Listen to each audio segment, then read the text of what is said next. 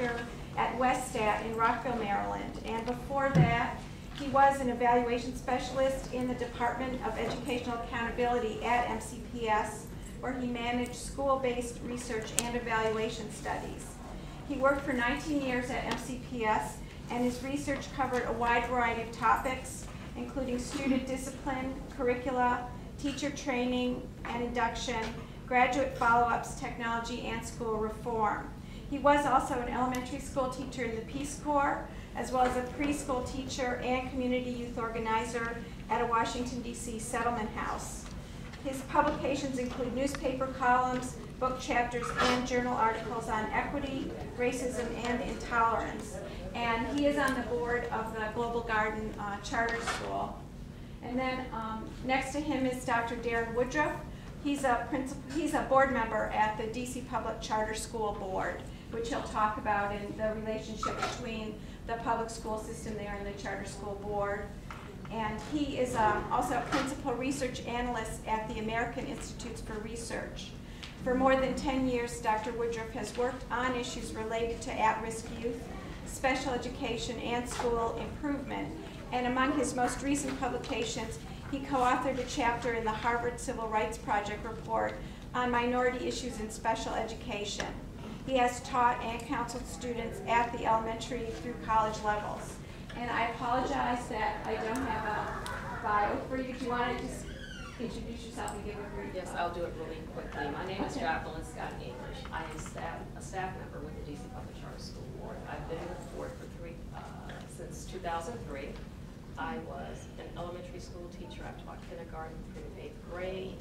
I have been an instructional coach. I have taught in parochial schools, traditional public schools, and with charter schools. I've also been an assistant principal. And on the right is David Borinsky, who's president of the Maryland Charter School Network. He's also, tells me he's a native of Baltimore City and graduated from the Baltimore City Public Schools.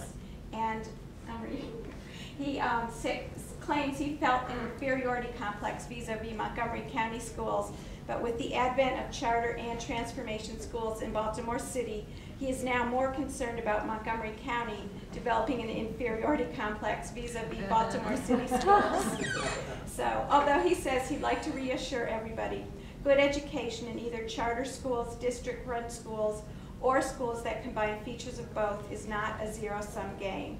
And he is passionate about lending whatever support he can to any efforts anywhere in the state to improve our children's education, and he's very honored to speak here. So thank you very much, and I guess I'll hand it over to Joe. Right. Thank you, Paul. Thanks.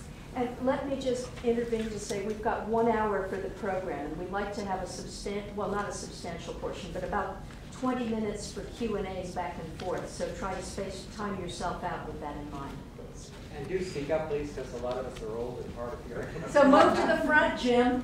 No, I wasn't referring to me, Peggy.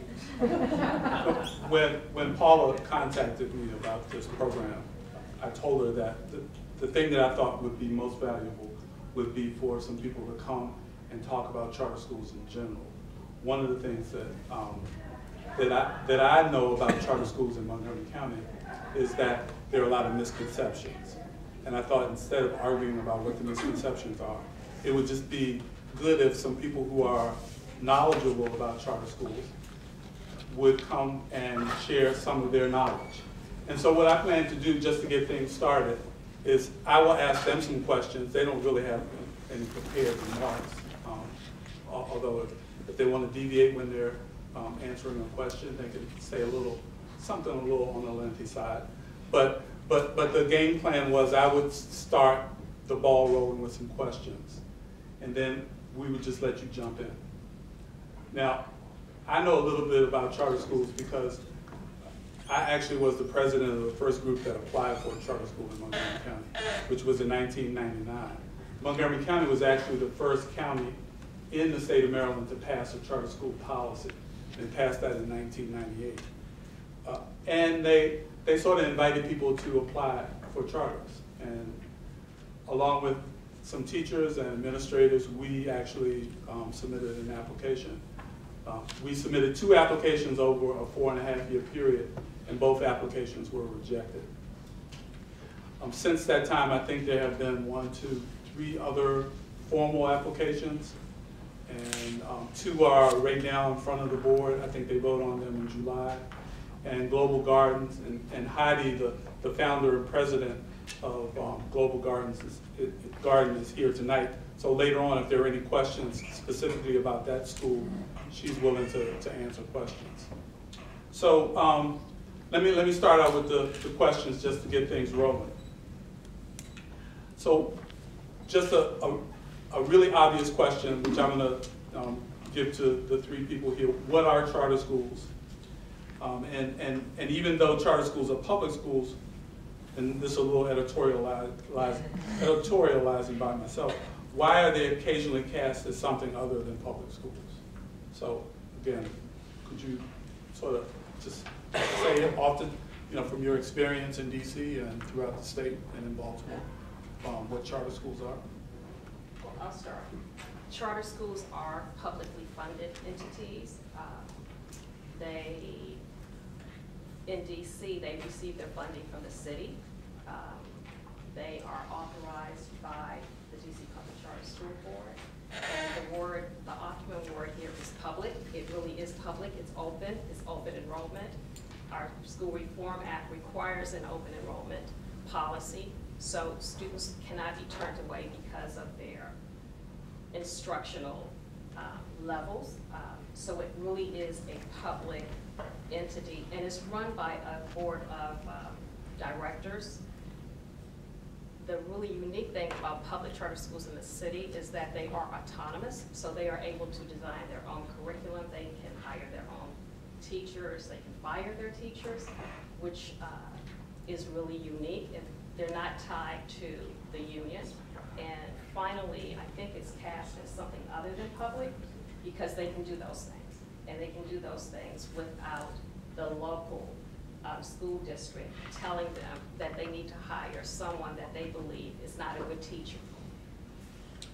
And I would just add to that, I think what's good about the fact that charter schools get to have autonomy and they don't have a central office mandating how they run their schools is they get to fill in the gaps that may be existing in the regular public system. So in the case of Washington, D.C., we have, I think it's 52 now, 52 different charter schools, which is the result of a tremendous amount of growth over the last 10 or 15 years. But we have schools that are bilingual with a Spanish emphasis. We have schools, we have a Chinese immersion school.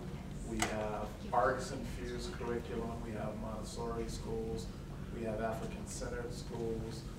And the autonomy is what gives these charters the opportunity to identify needs that the community of parents and children and family members may be interested in, like those schools I just described, and apply for those schools. And as a board, we are constantly on the lookout for schools that aren't necessarily going to compete with the regular public schools, but hopefully will complement them and fulfill a need that may be missing in the traditional schools.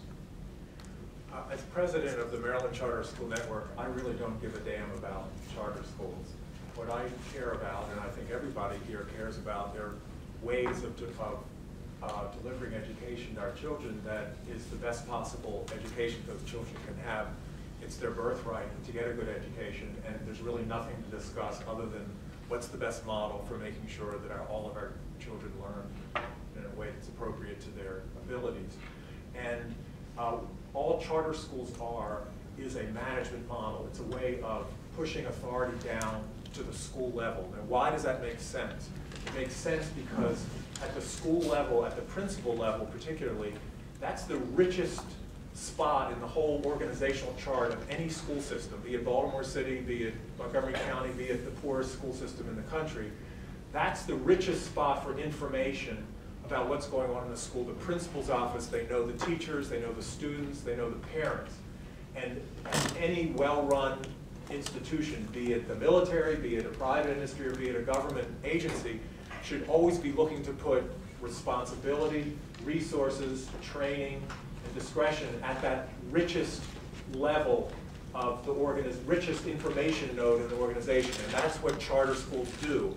And if they were, and in Baltimore City, there's something called a transformation school. There are about 7 or 8 schools, and they're expanding rapidly every year. And basically, a transformation school is just a charter school in drag. It's just a charter school that is run like a, it's a school that's not technically a charter school, which is a statutory category, but it's run like a charter school where the funds are given to the principal is given training and given authority as to how to run his or her school. So that's all charter schools are. And it's really important to emphasize to this audience that charter schools are not just a treatment program, a medicine for underperforming schools. Charter schools are a way to do a better job tomorrow than you're doing today to deliver education to children. And the testament to that is manyfold. There's a seemingly insolvable problem of the minority achievement gap in this country. Well, in Anne Arundel County, the school with the highest minority participation, number 1, has a negative achievement gap. The minorities are outperforming the non-minorities in the school, and it has the second, or if you ask the principal, he insists that I'm wrong, and that they're the first highest scoring middle school on the 8th grade standardized test scores. And the reason why I say second, because it hurts me, because there's a charter school in Baltimore City, in Lower Park Heights, and any of you that know Baltimore know Lower Park Heights is really one of the worst neighborhoods in Baltimore, that for several years had the highest standardized test scores among 8th graders in the state of Maryland. And when they're not first, they're second or third or fourth, whatever. It's not an anomalous creature because there's some charismatic person that runs that part of the curriculum. Year in and year out, they do that. Year in and year out, the Chesapeake Science Point Charter School in Anne Arundel County does that. So at that end of the mindset that charter schools are a magic formula for curing troubled schools, well, they've solved the minority achievement gap is rapidly disappearing in Maryland, largely through charter schools. At the other extreme, you have a school in Frederick County, you have a Montessori school in actually a fairly bad neighborhood in Baltimore City that is probably, I don't know what the black-white census is, but it's a substantially Caucasian school, and it's got a waiting list of more people that are actually attending the school. Every single charter school in the state of Maryland has a waiting list. And why do they have a waiting list? They have a waiting list. Let me digress for a second, and thank you for being so polite and not sneering at me, giving me dirty looks. One thing I hear from people that have been sort of conditioned to be suspicious of charter schools, or from politicians who are not interested in charter schools, well, there's no accountability. Aha! It's the opposite. There's no accountability to politicians, but there is accountability to teachers all day long. If you want accountability, every school should be a charter school. You'll see what accountability is. And the reason why is because the ethos of every charter school in Maryland, I'm sure it's true in DC, is to get parents involved. Almost every charter school has a contract that the parent is asked to sign. At some schools, I think it's wrong, they actually threaten to ask the student to leave if their parent doesn't, which I'm against that, but that's just an extreme example of the passion that charter schools throughout the state bring to parental involvement. And as a result of that, there's a lot of accountability. And not only is there accountability, when there are a lot of parents in the school, the kids act differently. It's just different. When you have a staff of career teachers, however wonderful they are, there's a different culture than there is where there's a sort of much more sort of flat sense to what how the school's organized, and you have parents coming in all the time. It's a culture that the kids just soak up and they just become different human beings. So charter schools are not some foreign intruder into our good old mom apple pie school. It's what's mom and apple pie is to constantly be seeking new forms of organizing things and better ways to do things and better ways to take care of our children. If anything captures what is happening in U.S. schools, it's not the only thing. Charter schools, you cannot let charter school advocates claim that it's charter schools or, it's not an either or thing, but as a model, as an ethos, as something that's an inspiration, to either do or to copy in those transformation schools, as an example, it's charter schools. David, would you mind telling everyone how many charter schools are in the state of Maryland? Well, that's a hard question because they change every time I get it right, but 43. There were about 20. Last year there were 27 in Baltimore City.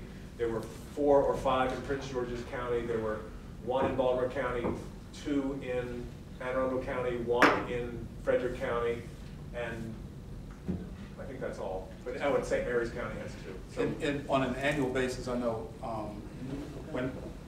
there are none in Montgomery County. When I had lunch with Darren recently, we were talking about the number of applications they get every year. I think you got 19 last year, right? We received 19 this past cycle. And you funded 4.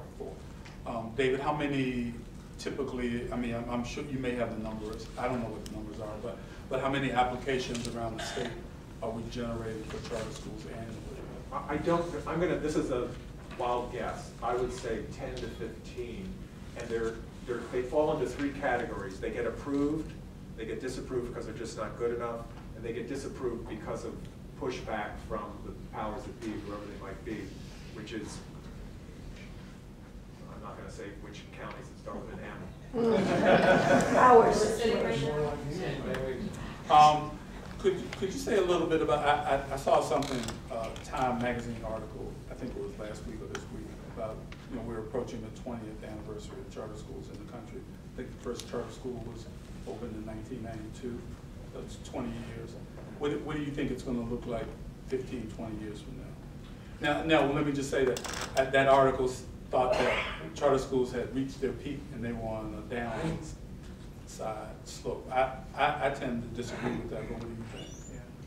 I think there's going to be a lot more charter schools, but at the same time, I want to make the point that certainly in the District of Columbia, we do not see it as a competition. We're not trying to get to 100% of the students. I think we have approaching 40% of all the students attending public schools in DC. And a lot of that is because, as we all know, many of the public schools in DC are terrible. So there was a huge motivation to create other options, and I think that's the biggest explanation for why we've been able to grow so much. But having said that, I certainly don't see charter schools as a silver bullet, because we have some very good, very high-performing charter schools, and we have some very low-performing charter schools, and a big function of our work as board members is to monitor these schools and frankly shut down the ones that aren't up to snuff. So we are selling autonomy, but the price to play, the price to have an autonomy, is the students have to be achieving at a high level. We're not going to sit by and say you have a great arts program or sports or Montessori, but the kids can't pass the state test. Yeah, and I do know that you closed them, because anybody who casually reads the Washington Post on a regular basis will come across the board closing the school. I think you closed one this past year, if I'm not mistaken. Several this past year. And actually, I think that what we'll see is a leveling out of charter schools in the city. I think we will have higher performing schools, and I think those low-hanging fruits will fall as they're doing over the past 2 or 3 years. So I see there being a leveling off of charter schools in the city. I'm worried about coming across as a zealot, but I don't agree with that at all. I think it's a misunderstanding of what charter schools are, which, as I said, is really just a form of conducting public's business with their children. And as evidenced by the transformation schools in Baltimore City, they're going to continue to grow as long as they work. As long as they work, why would anybody in this room want them not to continue to grow if they keep working? There simply isn't an argument against that. Could we try that? Pardon me? Could we try that, respond to your comment there? May I finish? That's absolutely. I think that in Baltimore, we've had a discussion of changing the name of the Maryland Charter School Network, because we feel like in 10 or 15 years, it'll sound like Maryland Charter School Network will sound something like the Remington Rand Adding Machine Company, because there really won't be charter schools in 20 years. There'll be, hopefully, the predominant model for managing schools will be very much of a site-based management program, which, as I implied in my opening sentence, is perfectly fine with me. I'm not married to charter schools as such. Sorry. Well, the 4 of you are in favor of charter schools. That's fairly evident. Is there anyone in this room who has any questions about charter schools? Are there anything about charter schools that causes people to be uneasy? Are we doing Q&As now? Joe, do you want to? I had one more question, and I was going to open it up, but no, go ahead.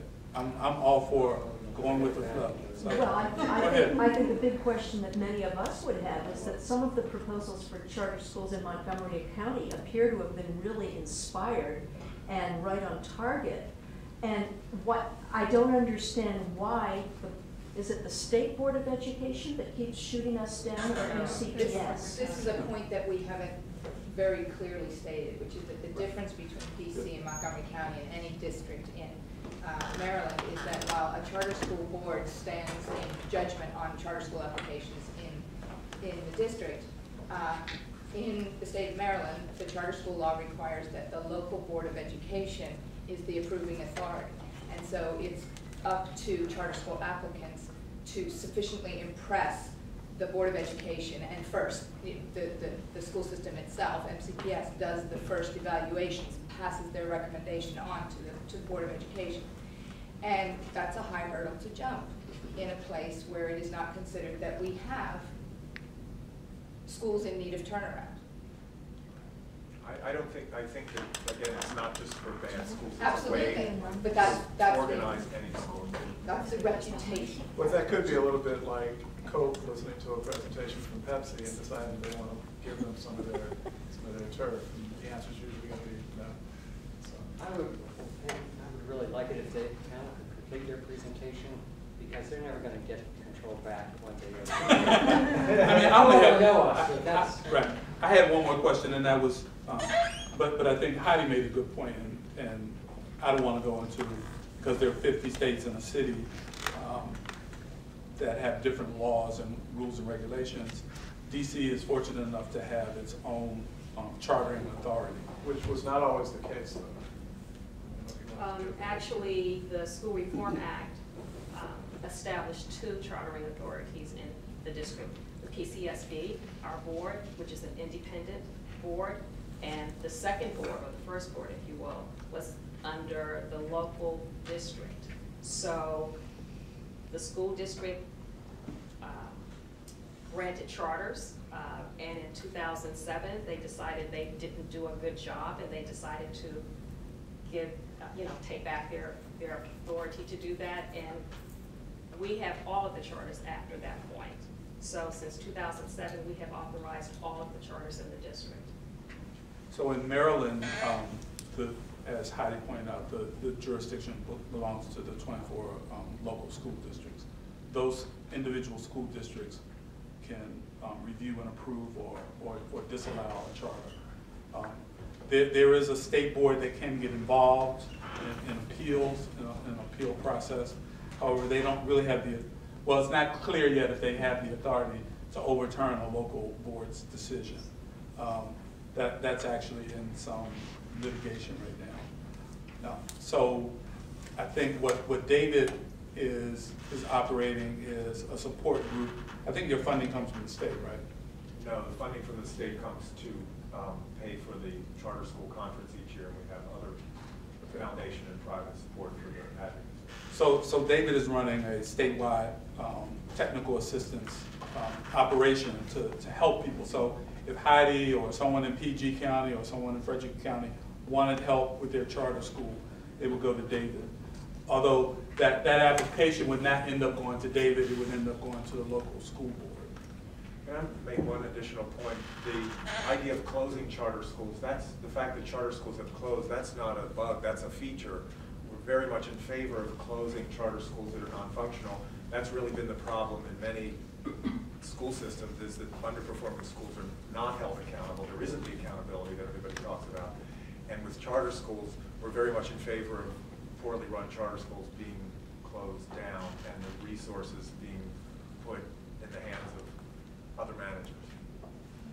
Okay, I only have really one more question, and that was, I just wanted them to generally talk about, or specifically roadblocks that they see in the way of any charter school trying to open via DC or Maryland.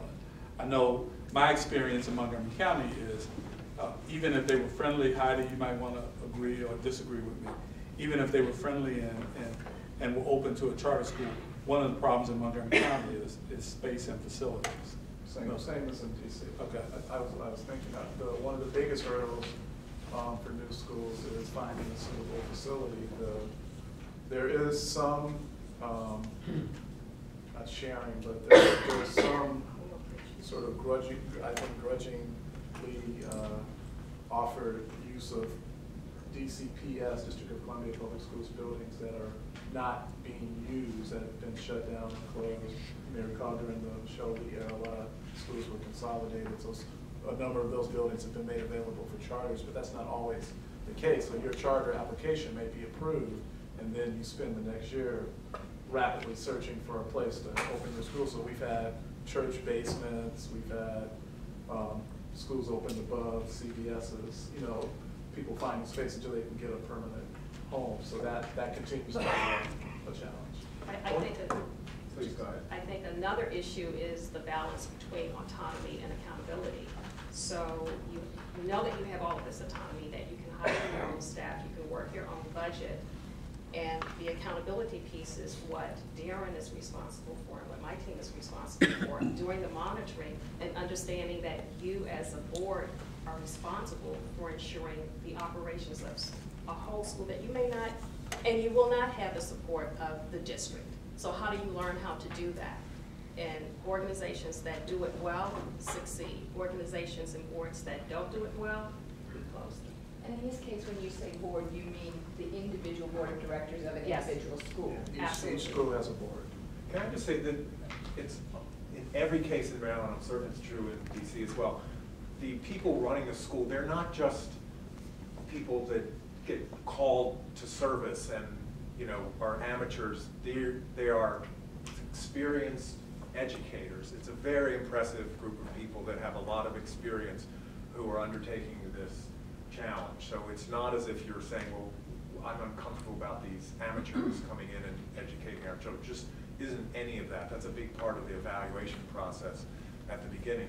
And if I could very briefly say, the facilities thing, there's a very important and helpful to charter school piece of legislation that passed this last winter's session, which requires counties to make buildings available. And it's a great resource allocation tool. In Prince George's County, they were renting a church. The county had a dozen buildings that were not used, and this Excel Academy asked and asked and asked again, and was greatly inconvenienced by their difficulty in finding a facility. They ended up renting a church from the DC Archdiocese and paying them $250,000 a year. So Prince George's County was spending $250,000 a year and giving it to the with all due respect, giving it to the DC Archdiocese, and they had these buildings sitting empty. I mean, that's really not good stewardship of public resources. And in the school in Chesapeake Science Point Middle School, Chesapeake Science Point School in Anne Arundel County has the negative achievement gap. They're in a facility, and I don't want to sell charter schools as a money-saving thing, but in fact, that's another advantage of them. They're in a facility which they rent for about $600,000 a year, and if you're a real estate person, you sort of capitalize that, and you figure that implies a value to the facility of about $10 million. Montgomery County has on its 5-year budget or 10-year budget a middle school for $45 million. There's a budget item in the Anne Arundel County school budget for $55 million. So let's average it and say $50 million. Are these construction costs? Just construction costs. So you have a $10 million facility producing, eliminating the achievement gap and having the highest test scores in the state. And basically, essentially the county is getting 10 years of the operations, teachers, principals, utilities, everything, for free. So that's not a reason to do charter schools, because it's not just about the money, but at the margin, you really want to look at that. And I'll add one more thing. In Baltimore City, unassisted by, without pledging the full faith and credit of either the state of Maryland or the city of Baltimore, there are 2 schools that have borrowed well into 7 figures for capital budgets. So there's a big, all the school systems are pressed for capital budgets. Baltimore has $1 billion of deferred something or other, is what you read in the, on the rare occasion when the Baltimore Sun has news articles anymore. And boy, don't complain about the Post. And there's a Patterson Park Public Charter School which is helping this neighborhood become a middle-class neighborhood, a relatively poor part of town, borrowed $14.2 million at like AAA bond rating levels. And they're building, so the city school system is getting $14.2 million it doesn't have to lend any of its credit for. And another school is borrowing something $7 or $8 million. So and it wasn't that hard to do. I mean, we didn't even have to get a special treatment or any new laws passed. So we really expect in the space of 5 years to have an extra $100 million of capital funds flowing into Baltimore City schools without any of the city's credit put at risk. Okay. No, call on to, Okay. please. I'll start on my left here. First of all, let me applaud the Civic for putting on the meeting tonight. It's a very important subject. I'm a proud graduate of the DC public school system when they had the track system back in the 50s. I believe that in Montgomery County that the reason why we will not get charter schools is because they want to keep their reputation that they're not failing in any way. And if they bring a charter school into Montgomery County, they're going to admit to the outside public that there's a failure to Montgomery County public schools, and because of their so-called great reputation, which they're beginning to lose, that they don't want to approve a charter school. That's my opinion. So politically, you have a hurdle to do. What about the argument, and let me ask the panel members,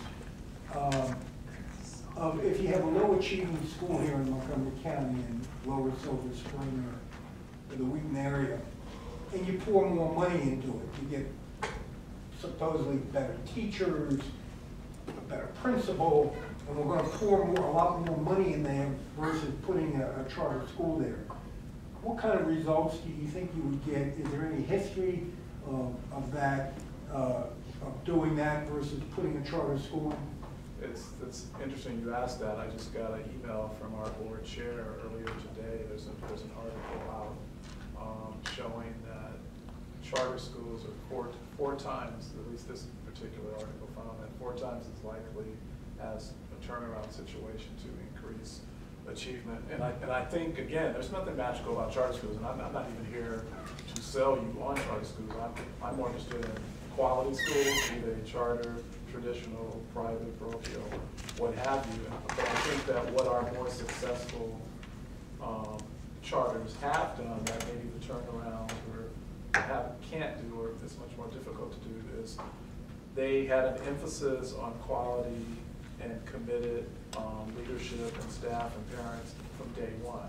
So they were starting with a whole focus on quality and built that from the ground up. They weren't trying to change poor performance or a lack of a decent curriculum or teachers who didn't care about student achievement or anything like that. They were starting with an idea, and they had the right leadership to actually bring it to life. So in a situation like Montgomery County's, I think what could be attractive more so than having to acknowledge, oh, some of our schools aren't performing, so we have to somehow fix that problem, is, well, what are the needs? Montgomery County is a great school system, there's no question about it, but there may still within that be specific needs that some students would like to have addressed, or parents and families that aren't. A lot of our best performing schools have smaller classrooms, so if you're interested in that, if you're interested in personalization, they may have a Montessori curriculum, we have a journalism school, again, the bilingual piece. So if those are points of interest that a parent or family would like to have access to, it's not an acknowledgement that what's currently here is somehow bad. It's just sort of adding more options to what currently exists. And I think that's really important as we get more and more diverse. I'll let you be the moderator. Do charters